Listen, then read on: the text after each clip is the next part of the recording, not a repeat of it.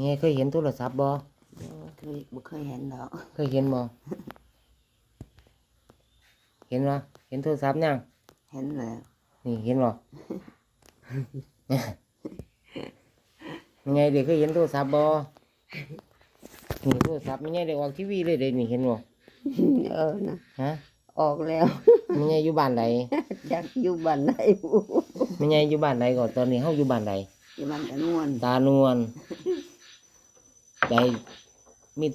ทุเรียนได้ปลูกน้ำเพิ่นบ่ตะนวนปลูกบ่ได้ปลูกดอกแล้วลูกหลานมีอยู่บ่มี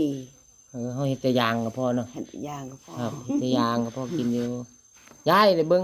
ทีวียังออกทีวีเอาก็บ่รอเคยเห็นโทรศัพท์บ่โทรศัพท์อยากเห็นยังดอก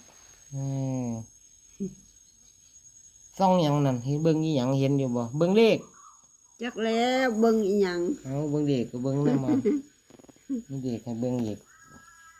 มีเลขเห็นเบิ่ง